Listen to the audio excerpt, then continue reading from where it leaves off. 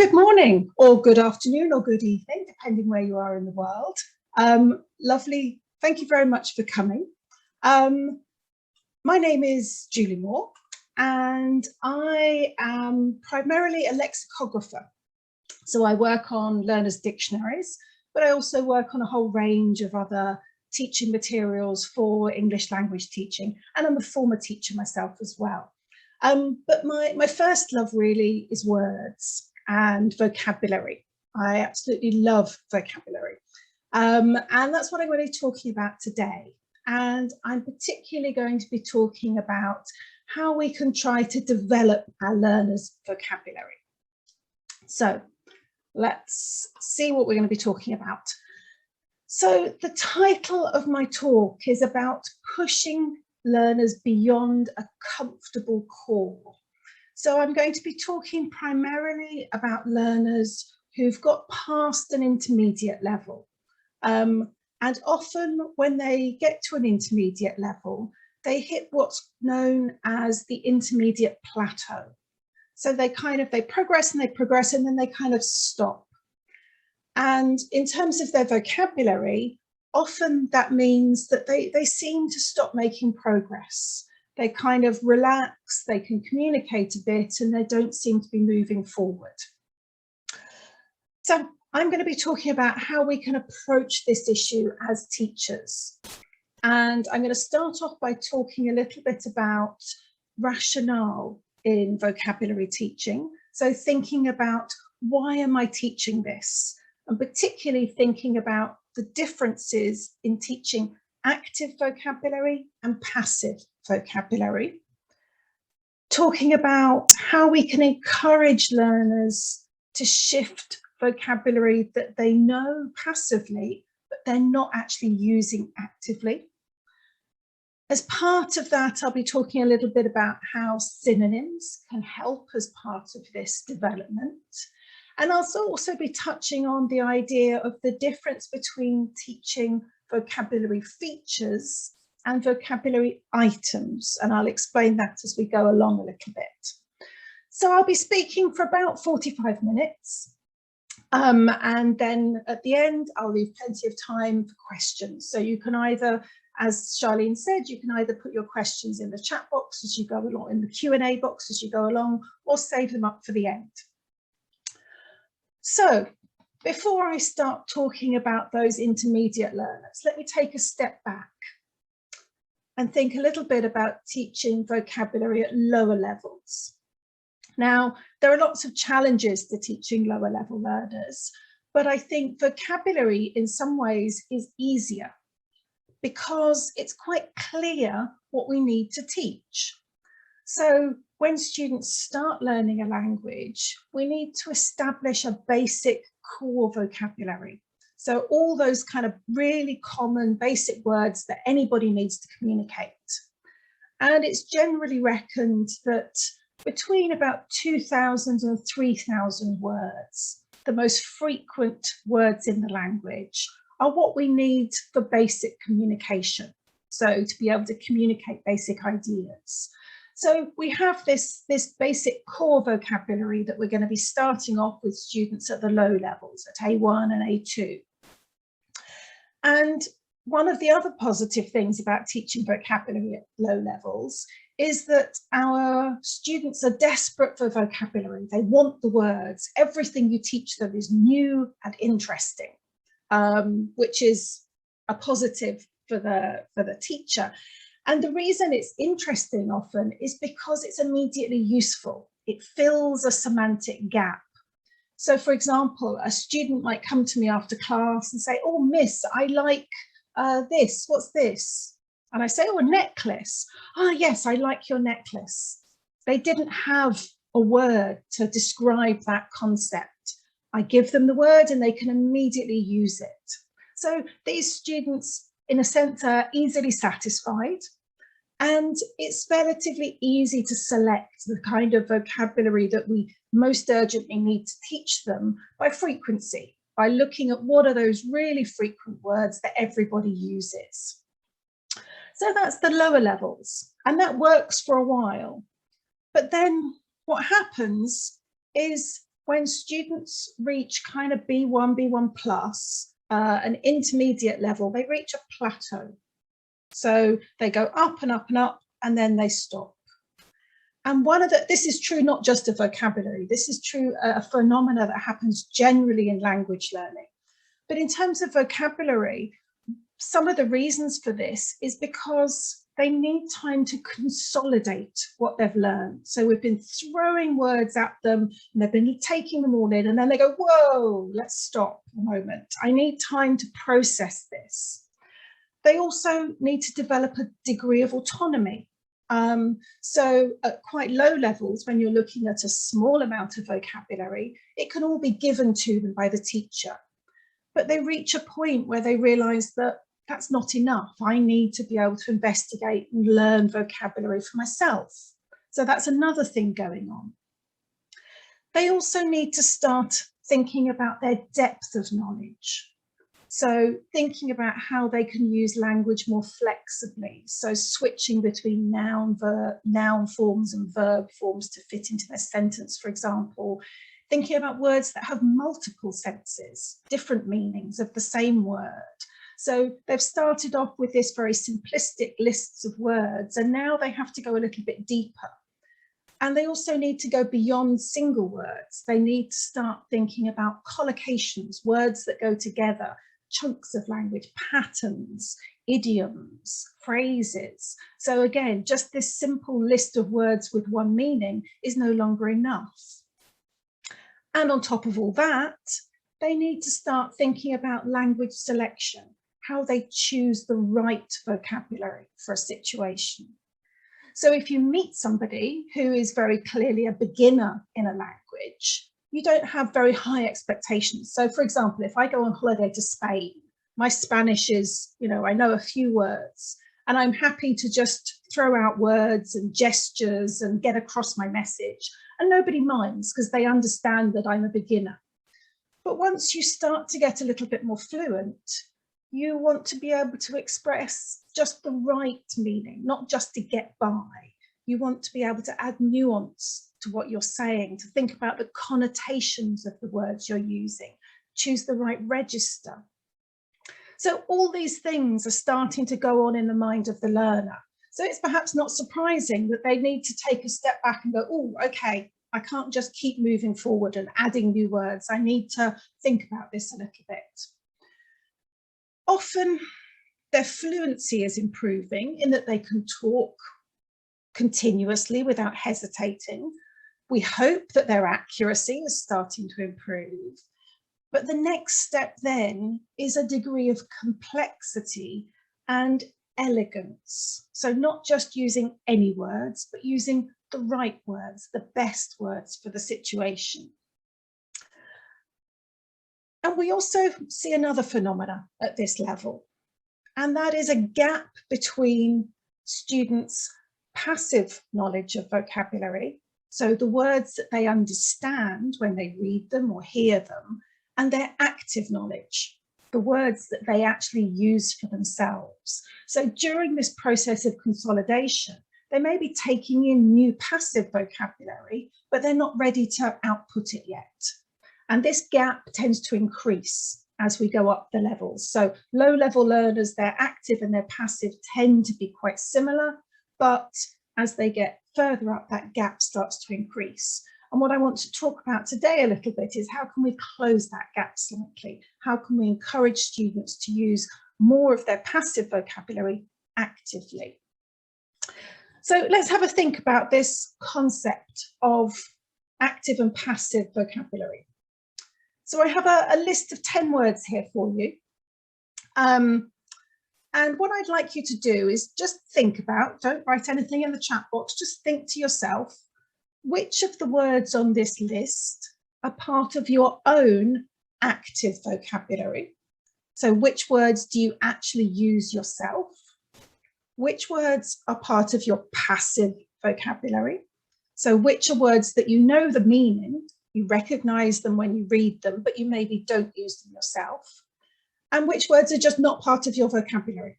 So there are some words here that I don't know the meaning of. I just pick them randomly out of the dictionary. So have a think for a moment about those three categories for yourself, and everybody's going to be slightly different. Give you just a moment. No, don't type anything in the chat box, please. So just think quietly for yourself a moment.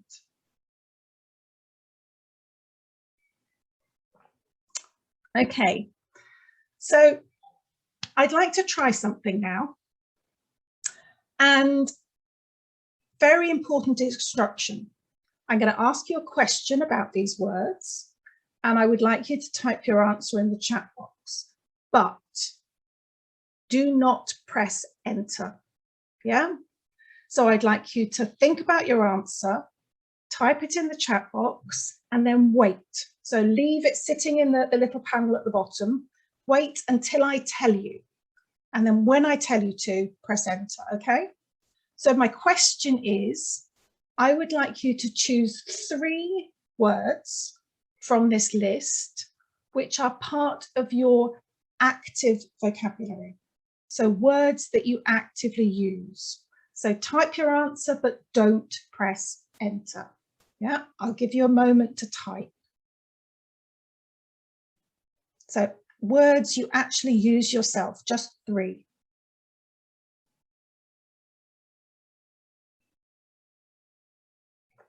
Somebody jumped the gun, wait for it. Okay, so hopefully you've all typed, you've all got your words sitting there. So 3, 2, 1, press enter.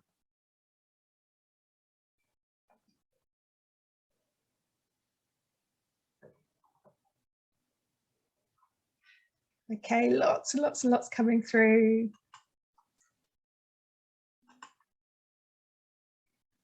Yep, and we've got lots and lots of similar ones. Yeah, okay. Now, what I just did there, yes, thank you, Carol. What I just did there, it has a name. It's called waterfall chat. And if any of you are teaching online, it's actually quite a useful technique with students. If you ask students to put their answer in the chat box, what usually happens is the 1 or 2 confident, keen students type their answers quickly. The other students see the answers come up, and either they sit back and go, I don't need to answer now, or they copy the other students, or they're trying to read and they're trying to type and they get confused.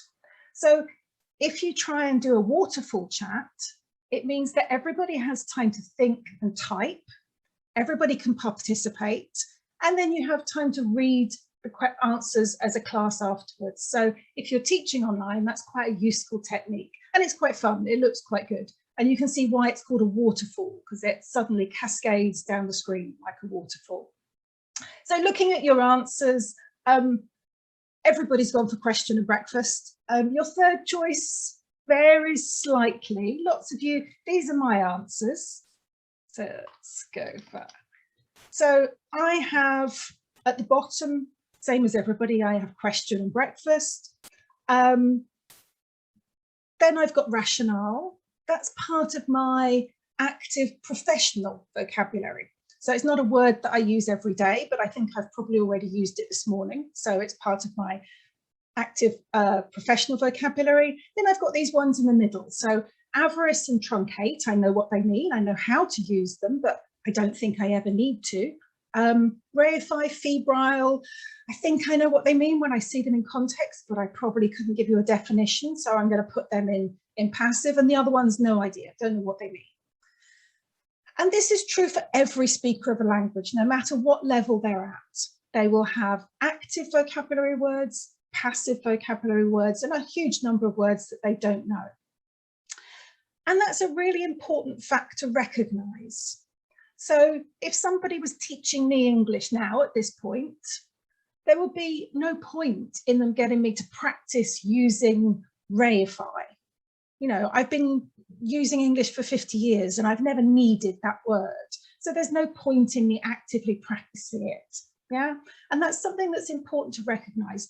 We tend to think of vocabulary teaching as we teach a word, the students learn it.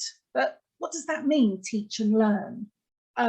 we have different levels of need when it comes to different vocabulary. And I think that's really important to remember. So bear that in mind as we move forward.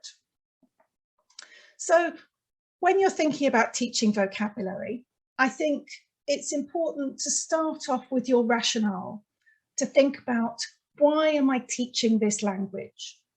And a good starting point is to decide, is it passive or active vocabulary? And that will determine how you go about teaching it. So I think you can generally presume that once you get past those kind of lower levels, most new vocabulary will start off as being part of students' passive repertoire. So apart from a few concrete nouns, mostly it takes us a while, a few encounters with a word before we start to think about using it. So most new vocabulary starts off as being passive, as being something we recognise. And so if vocabulary is going to be part of students' passive vocabulary, we need to decide, well, is this useful? How do we decide whether a vocab word is worth teaching, is worth being part of a student's passive vocabulary? Well, one criteria we can use is to decide what kind of frequency range is it. And most passive vocabulary is going to be part of what we would call a mid-frequency range. So what do I mean by that? Well, I've got a graph here, which is a little bit difficult, confusing initially. But you can see that the first red line that we have is at about, along the bottom axis, at about 3,000. And this indicates the top 3,000 words, the most frequent 3,000 words in the language. What I was talking about earlier is that basic core vocabulary. And that's going to include all the function words, prepositions, conjunctions, basic verbs like do and make and whatever. So that kind of very high frequency vocabulary up to about 3,000 words, we can say that's high frequency vocabulary. And if we want to read a text in English, if we know those top 3,000 words, that means that we should be able to understand about 87% of an average English text. So think about that. If you have a text that is 100 words long, if you know the top 3,000 words in English, you will know 87 out of those 100 words, which is pretty good going, you know. That's why this basic core is so useful to students. Once they've mastered that, they've got a really big chunk of language. Unfortunately, 87% isn't really enough to understand most texts. So if you imagine 100 words is quite a short paragraph, and if there are 13 words in that paragraph that I don't understand, I'm going to struggle a bit. I might get a vague idea, but I'm going to miss a lot as well. And many researchers, such as Paul Nation, suggest that to really understand a reading text, you need to know 98% of the words in the text. And in order to have 98% coverage of an average text, that takes us up to the top 9,000 words in English, which seems a huge amount. Yeah, so it's a big jump from that 3,000 to the 9,000. But it's this mid-range between 3 and 9, which we can call the useful mid-range vocabulary. But the good news is, if we focus just on the part that goes just below and just above that 3,000 as our passive range, that gives students 95% coverage for text. So that gives them quite a big gain. And 95% is probably enough with a little bit of work and a couple of lookups in the dictionary to understand most texts. So that seems much more manageable. So when we're thinking about passive vocabulary, we're thinking about this sort of just below 3,000 to up to 5,000 range of frequency. So we've got a kind of a chunk of language which is useful for students to understand in order to access authentic texts in English. Now, all the statistics are great, but we need to remember that not all students are average. These are averages. We also need to think about vocabulary that is relevant to our own students. So, for example, if I have a student who we're talking about free time activities and they say, I do triathlon. Wow, I'll be quite impressed for a start that it's something that they do. But in terms of vocabulary, that's somewhere up around the 12,000 range in terms of frequency. But I'm not going to say, oh, no, we can't learn that word because that's too high frequency, because to that particular student, it's important. So we need to have a little bit of flexibility about this. So that kind of, the statistics give us a starting point, but we need to be flexible and think about our own students. So what does that mean in terms of teaching vocabulary? So I've just done what you should never do in a presentation, flicked up a whole load of text for you. This is a reading text. It's an article taken from the Guardian newspaper from 2016. Don't feel that you need to read the whole article. It's about climate change. It's about warming temperatures in the Arctic. And it's the kind of text that I might use with a upper intermediate kind of class. And I would like to use it to investigate vocabulary in some way. So we're going to do it as a reading text and a discussion. Then I'm going to look at the vocabulary. But what kind of vocabulary am I going to look at? Well, first I need to decide whether I'm thinking about passive or active. So if I'm thinking about passive vocabulary, there's words that students need to understand to access text like this. I could pick out, for example, there's a number of interesting formal or academic words that crop up in this text because it's about research, it's about science, so it's not surprising that we'll get some formal academic language here. And I've picked out 6 words. You don't want to pick out loads of vocabulary because that's going to be too confusing. So I think 6 is a nice number. So you can see I've got monitoring, anomalies, magnitude, unprecedented, extent, and perpetuate, which feel quite academic to me. But how can I check whether these are kind of useful mid-frequency words to focus on? How do I know that? Well, part of it will be my intuition as a teacher, but I can use a number of resources. So if I want to check the frequency, like I was just talking about in the graph, I could have a look in the dictionary. And I have an entry here from the Collins Co-Build Dictionary, the online version, for the word monitor. And you can see at the top here, I have information about word frequency. And this word, you can see there are 5 little dots. And this word has 4 dots coloured in, 4 red dots. And that tells me it's a relatively high frequency word. It's not the most high frequency. So if I look at a word like person, a really basic word, that has 5 dots. That's the really high frequency. So monitor has 4. And if I go for one of my, obscure words, antipodal, I think it's pronounced, not antipodal, like I thought, that only has 1 dot. That's a really obscure, infrequent, specialized word. So this gives me some idea of how frequent the words are.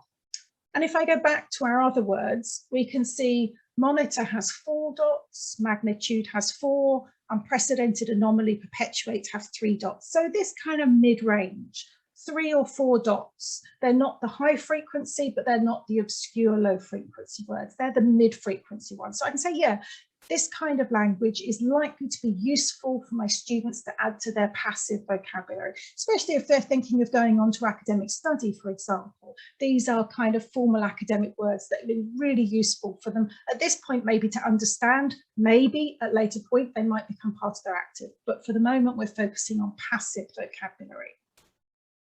So what do I do with them? That's the next stage. I've identified them as a focus, but what am I going to do? Well, if I want students to understand these words as part of their passive vocabulary, the key thing I need to focus on is comprehension. So do they understand the meaning of these words?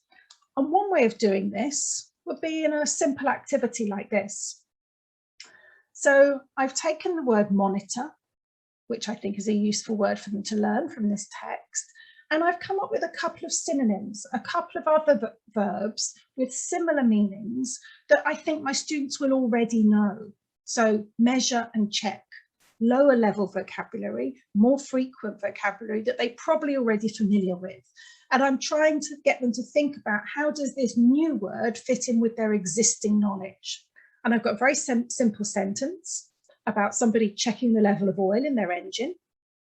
And I would ask them, in what ways are these three sentences similar in meaning? Do they have the same meaning? Or in what ways are they different? And I would see what answers I got from them. Anyone want to suggest any differences in the chat box? Anyone want to jump in? Oh, we got a little bit shy. Okay.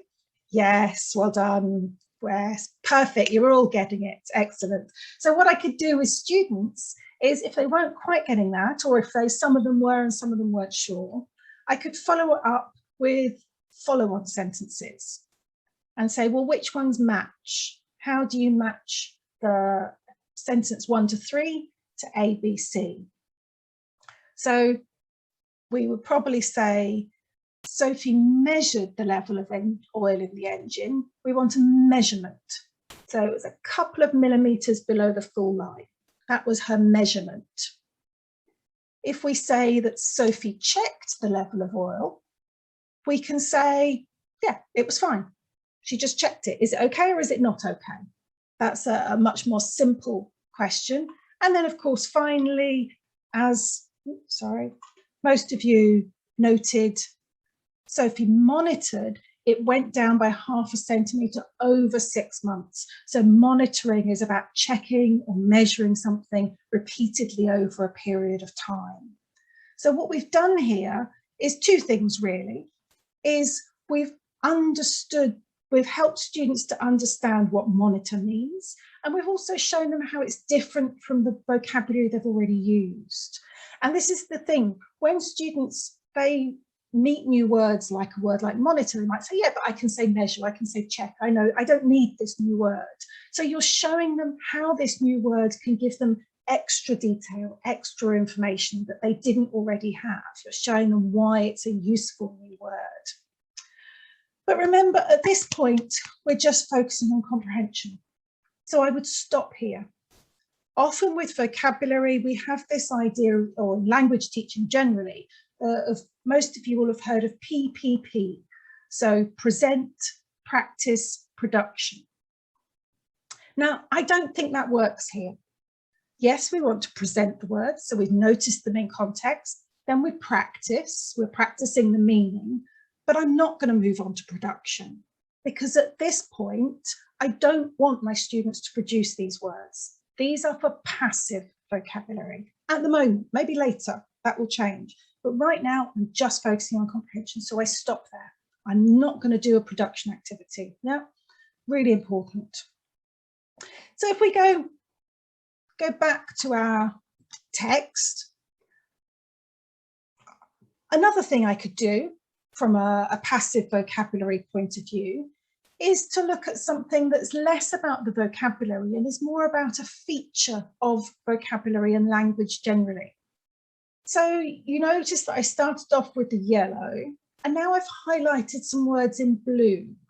What do you think the words in blue have in common? Do anybody want to try and suggest in the chat box what you think these blue words are? Why have I highlighted them? What kind of language are they? Thematic, mod, yeah, oh, a whole mix of ideas there. Chunks. There are some collocations, but not entirely. Actually, they are mostly collocations. I didn't. Impacting words. That's a really nice one. Yes, well done, Ignacio. The reason that I've chosen inflammatory, yes, these are the first words we looked at. The words in yellow were quite formal and academic. These words have a very different feel. So you notice here I'm focusing on register. And yes, they're more colourful, they're more expressive, they're more idiomatic. There's an element of hyperbole here, because this is a newspaper article. It's written by a journalist who's trying to get the attention of his readers and go, oh, wow, look what's happening. Yeah.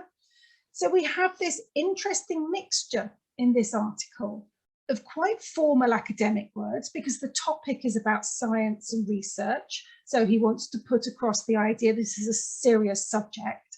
But then on the other hand, we have this slightly more expressive, more colourful language, because he wants to capture people's attention. And I think this is a really important aspect of vocabulary, which students, certainly as they get to higher levels, need to start to be aware of. And they need to be aware of, so this comes back to this idea of nuance and register, of understanding not just the meaning of words, but why are they used and in what kind of circumstances, yeah? And getting students to think about, when could you use these words? So if they're students who are heading towards university level, they probably wouldn't be wanting to use the words in blue in an academic essay. If they're writing a blog post or an article, fine, but getting students to recognise these differences, the features of vocabulary, as well as just the meanings of words, I think starts to be really important. So a vocabulary lesson doesn't have to be about teaching a list of words. So I wouldn't get students to write these words and expressions in their vocabulary notebook and learn them. That's not the point of the lesson. The point of the lesson is to understand a feature of language. Yeah. Okay, so we've looked at lots of passive vocabulary, but I kind of already said that's not such an issue for most students. The real issue that I want to deal with is the active vocabulary. How do we overcome this intermediate plateau? So Jack Richards noted that the development of fluency may mean greater ease of use of known language forms, does not necessarily imply development in the complexity of the learner's language. So students are finding it getting better at using that narrow, comfortable set of vocabulary they have, but they're not being ambitious. They're not pushing themselves to be more complex. Yeah, they've kind of gone, I can express my ideas, okay, so that's enough. So how do we, another way researcher who described this issue, which I really love this quote. Ellie Hinkle, an American linguist and researcher, talked about the problem of simplicity without elegance. And she did some really interesting research in the United States, where she looked at groups of learners, undergraduates at a US university, and she had a group of home students, so American students for whom English was their first language. And she had some international students for whom English was their second language. They were at a high level because they successfully applied to American universities. And she set these two groups of students an essay writing task. So a fairly simple essay on the topic of education, so something they would all know about. And she compared the language of the two groups. And I've got one example from her research here. I'll give you a chance to have a look at it.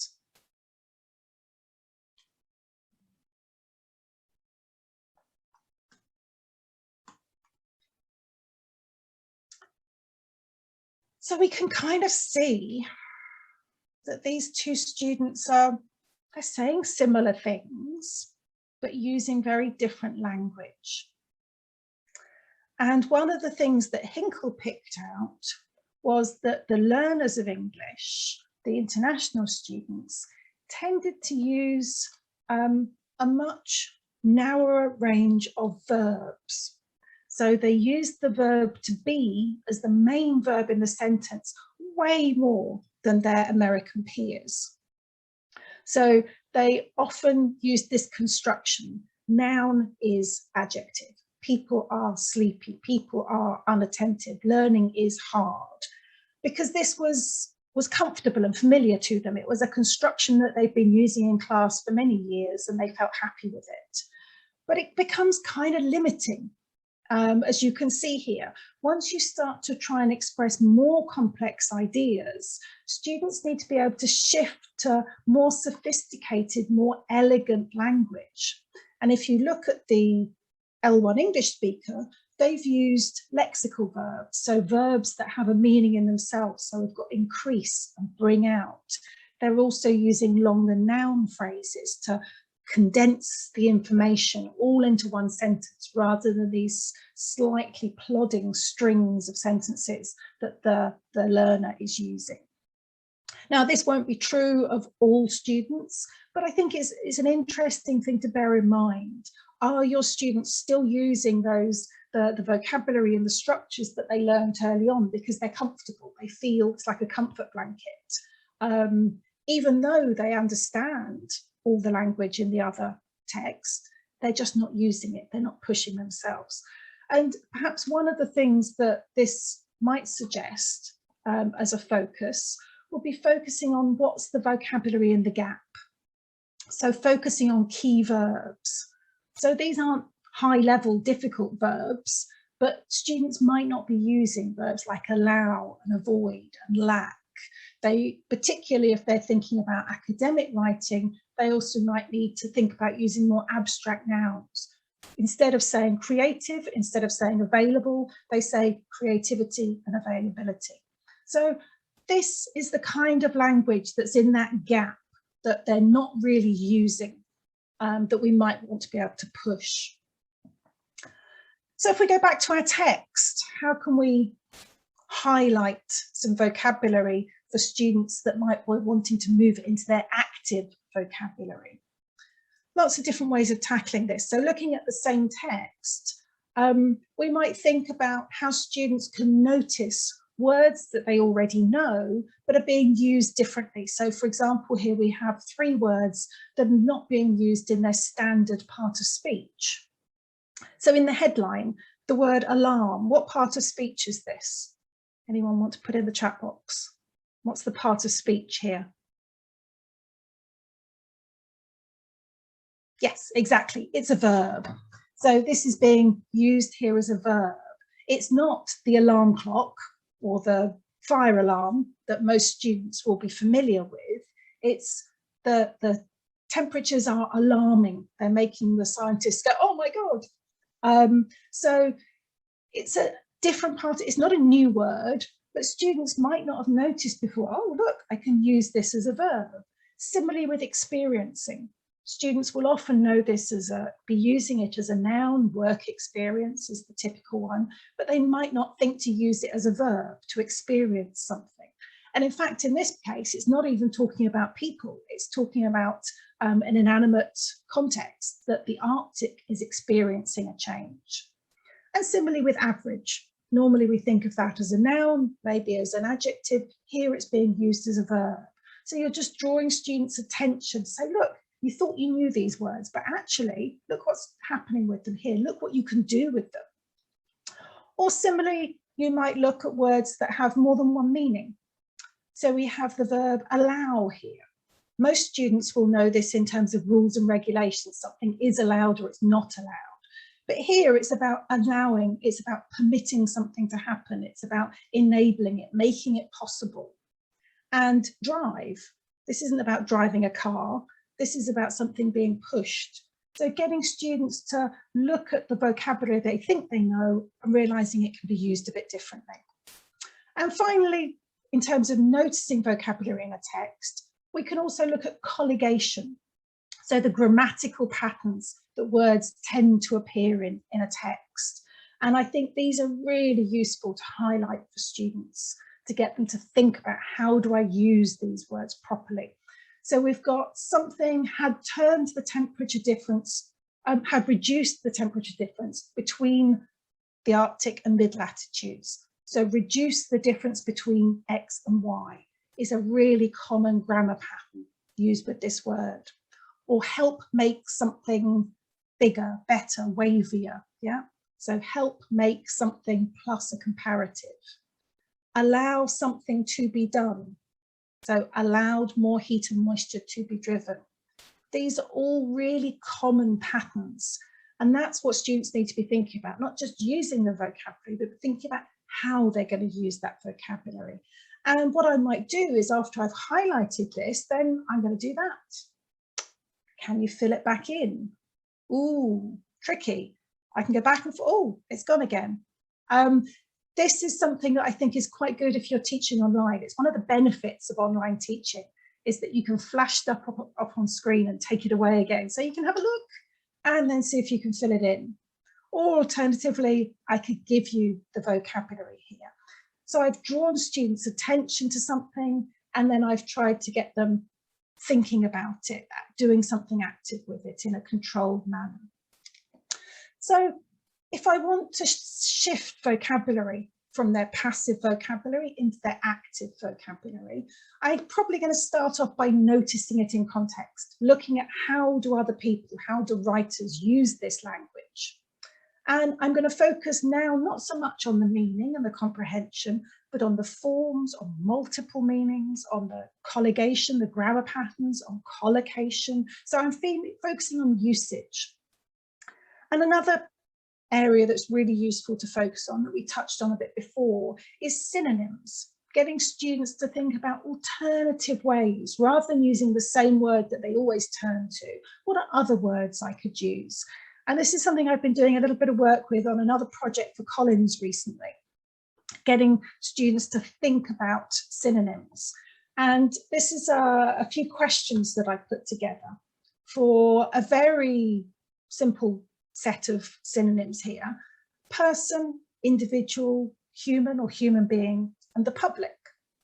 So getting students to think beyond, they always say person, people a lot when they're writing, getting them to think of other ways of saying that, and what are the differences. So thinking here, which synonyms can be used to talk about a single man or a woman? So one. So obviously we can say person, but we can also say individual. That's quite a nice word for students to start using to just add variety to their writing. Human being, come back to that. And which synonym is always used to talk about a group of people? Obviously that's the public. So again, rather than just saying people do this, the public is a more interesting way of saying it. And which word is especially used to talk about people in contrast to computers? Or if we're talking about computers can do something, we might talk about humans or human beings. And if we're contrasting specialists, we might talk about specialists, scientists, technical specialists, contrasted against the public or the general public, for example. So we can get students thinking about how to use alternative words rather than always relying on the same word all the time. Or we could extend this a little bit further. Think about, what can you call a person who buys something, who works somewhere, who lives somewhere, who drives a car or who walks? So this could be a brainstorming activity. And these are probably words that students know, even if they're not thinking to use them. So we might come up with shoppers and consumers and customers and employees and staff, and residents, motorists, pedestrians. And we're going to get this lovely range of vocabulary that students can actively start using. So they're pulling it from their passive knowledge and they're starting to think about, how can I actively use this? And obviously now we are going from the present practice into a little bit more production, and I might use some pictures. These are all pictures I took around where I live here in Bristol. In the top one, we can obviously see motorists, cyclists or acyclists, and pedestrians. So we get students to talk about, oh, who can you see, what kinds of people can you see in this picture? At the bottom, we've got shoppers or customers. Then in the other picture, anyone want to suggest what these people could be? The people with the signs? Anyone want to type in words to describe what these people, who these people are? Demonstrators, activists, protesters. Yep, exactly, all good words. So protesters, demonstrators, activists, a crowd would be another useful term to describe them as a group noun. Yeah. So we're activating students' vocabulary, getting them to describe, getting them to, a mob, possibly, depends. Now that would be a really interesting point of discussion, wouldn't it? It depends on your view of people as to how you describe them, but I don't have time to go into that right now, but you could do with students. So we've thought about, when we're thinking about the moving vocabulary from passive to active, we've thought about noticing the words in context, noticing how writers use them, and then focusing on the usage, the things that students might not have noticed. Thinking about understanding synonyms, getting them to expand their range that way. And then we want to transfer this into the students' actual production in their writing. And I would say one of the most important things at this stage is to give students the chance to focus on the language rather than the task. We tend to, especially at these slightly higher levels, to give students essays to write. And they've got to think about the S, have they answered the question? What are all the points they're going to include? How are they going to put it in paragraphs? How are they going to structure it? And the linking words, and what do I put in the conclusion and the introduction? And they've forgotten the vocabulary by this point. It's too much, it's cognitive overload. So sometimes I think it's really useful if you pull that back and you say, okay, we're going to make the task really simple in order for you to be able to focus on the language, on the vocabulary here. So if we go back to our pictures, you might get students to discuss this picture and then say, write a short paragraph, 3 or 4 sentences about the photo. What types of people can you see? Okay, that's a little bit dull, just naming them, but then take it on a little bit further. How has the street layout been changed and why do you think? So this is a street near me where during the pandemic, they've put these barriers in the road to make more space for pedestrians on the pavement so they can social distance. And that would be a discussion. And then students write just a very short paragraph, just 3 or 4 sentences, using that vocabulary, the pedestrians, the motorists, the cyclists, etc. Similarly, you could take the other one. This might be for a slightly higher level. I've given them a couple of pieces of information. So this photograph was taken when shops reopened in the UK after a long lockdown. And Primark is one of the few high street stores that doesn't offer online shopping. So then they can speculate, well, why is there a big queue? And ask them again to write a short paragraph, 3 or 4 sentences as a caption for the image. So often in newspapers, on websites, you'll see an interesting photograph and then a caption describing it. So you're getting them to do an authentic activity here, using the language, but in a controlled, simple way so they can focus on the vocabulary. And then you might, so you've focused on language rather than task, then you might do some focused editing. If students have done this in groups, get some examples on the screen, look at them and go, yeah, that's really good, but what about this? Can we change this? How can we improve it? Yeah. Explore any misfires, anything that students write that doesn't work. So why does that word not fit here? What's wrong about the word? Get them to really think about it. And also reward experimentation. So if I was doing this for homework, I might tell students, you're going to write a paragraph and the only marks I'm going to give you are for the vocabulary that we've practiced in the lesson. And you'll get 1 mark for every word that you include. Whether it's wrong or right, you'll get a mark for it because you've tried to use it. You'll get 2 marks if it's more or less correct, if it's kind of the right meaning, and you'll get 3 marks if it's really, really good. You've got a great collocation and everything else. And they're the only things I'm giving you marks for, is your use of the vocabulary. So I'm rewarding them for trying rather than marking them down on their grammar and other things. Okay, so I want to leave a little bit of time for questions. I think we've probably still got another 5 or 10 minutes. So what would I like you to take away from what I've said today? Well, I think the one really key message here is, what's your rationale? When you're teaching vocabulary or focusing on vocabulary in a lesson, what are you trying to achieve? Why are you focusing on it? So ask yourself the question, is the vocabulary new vocabulary, or is it useful to recognize, in which case it's passive vocabulary? If so, activities should focus on comprehension and not getting students to use this language. You're focusing on the comprehension because you want them to recognize it. Is it useful for illustrating a feature? So it may be that you don't necessarily want the students to learn these particular words, but you might focus on register or word formation or any other number of different concepts. So teaching vocabulary concepts becomes important. And is it useful for students to use? Do you want it to be part of their active vocabulary? In which case, you're going to explore the usage, the grammar, the synonyms, encourage students to stretch themselves, reduce the cognitive load so that they can focus on the language, explore those misfires, talk about why a word doesn't fit, and reward experimentation. So I hope you've taken away a few ideas there.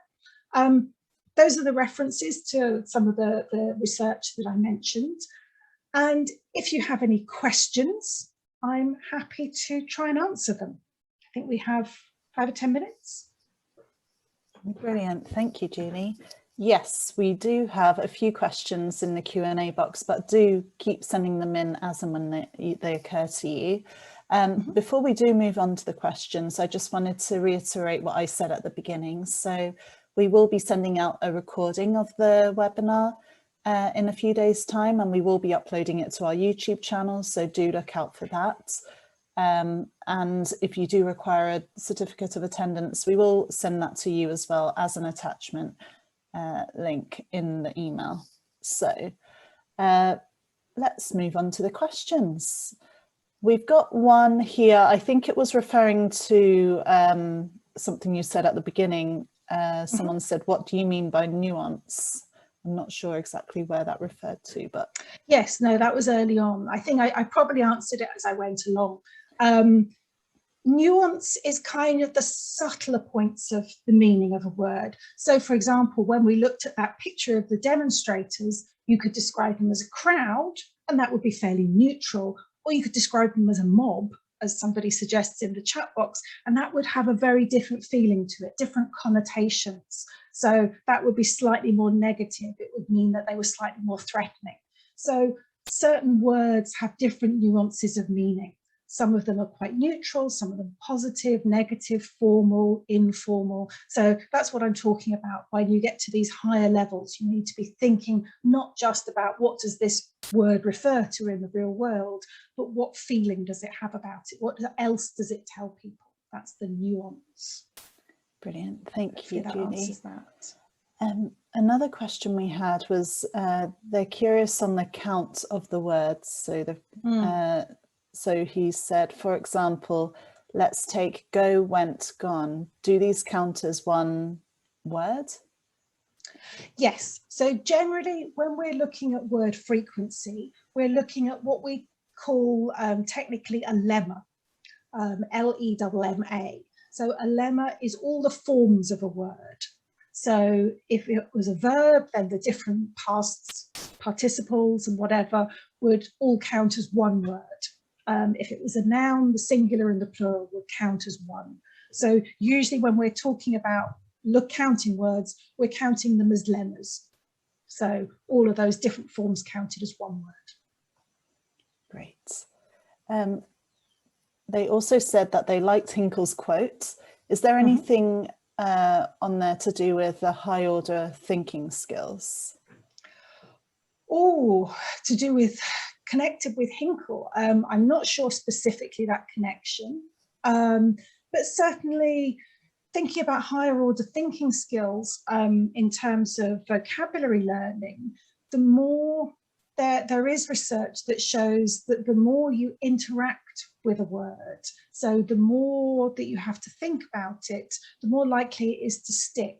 So for example, if you were discussing, going back to that idea between the crowd and the mob, if you have a discussion about that, what does that mean on a higher intellectual level, then you're more likely to actually remember that vocabulary. So the more depth you can go into from different angles, whether that's analytical, whether it's thinking about how does this word work grammatically, whether it's critical thinking, thinking about the meaning, all those different levels are going to give you more chance of actually making the word stick.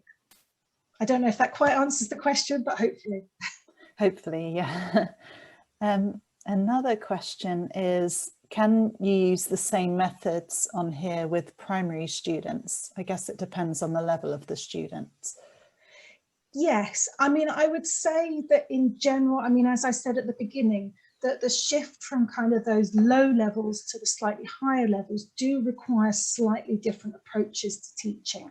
I'm sure there are some things that you could transfer, but really what I was focusing on here were those kind of higher post-intermediate students, which depending on what age you start learning at school, may be the upper end of primary in some contexts. But yes, there is a shift from lower level past it to intermediate in the way that you need to think about vocabulary. Another question we have is, how can we use mnemonics for vocabulary? Oh, mnemonics is not really an area I've explored. I mean, I know lots of different people find different ways of remembering vocabulary. As I say, mnemonics isn't one that I've really gone into, but I'm sure, I don't know if other people would like to suggest their ideas in the chat box of great techniques they have.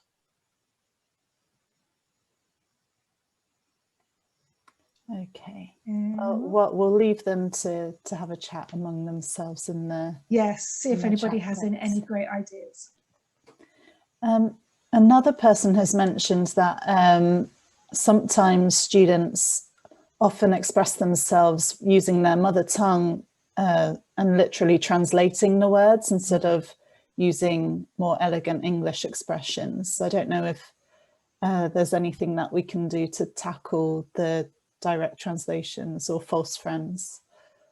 Yeah, I mean, I think that's where what I was talking about, the idea of focused editing, comes in.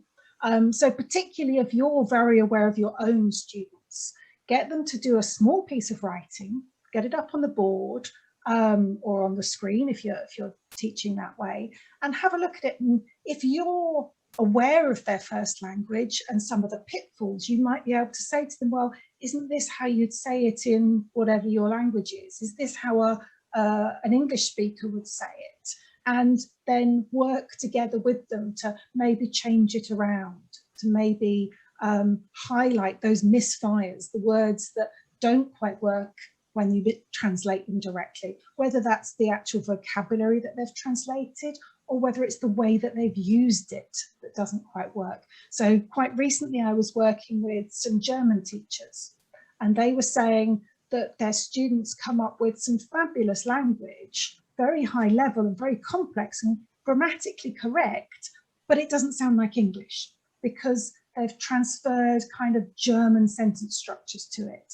So then it'd be unpicking that and sort of saying, okay, this is great, but it's not quite English. How would an English speaker say this? How can we switch it around? And actually going through that editing process with them and highlighting what it is that they've said that's not quite right, that could be improved.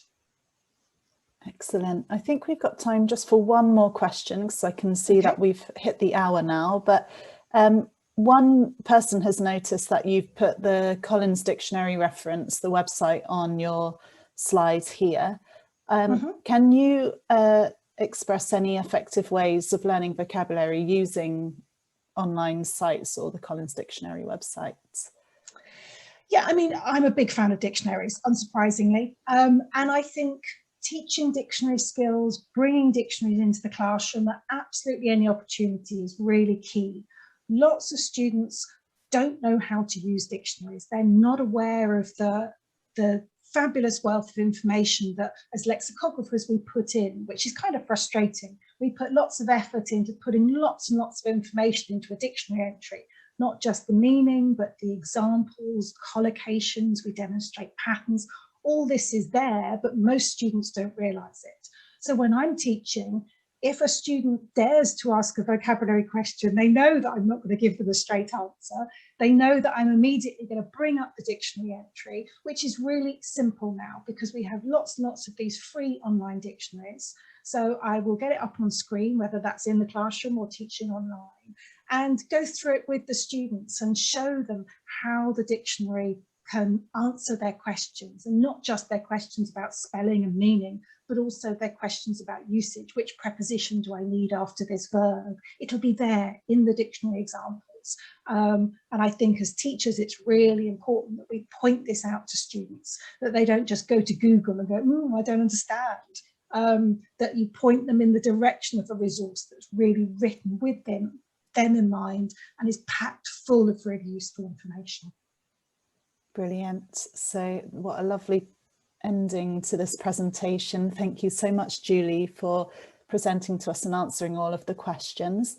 And thank you everyone for joining us and watching. I do hope you got something really good out of it. And if you are interested in signing up to more webinars, do check out our website at collins.co.uk/webinars. And hope everyone has a lovely rest of their day. Thank you so much.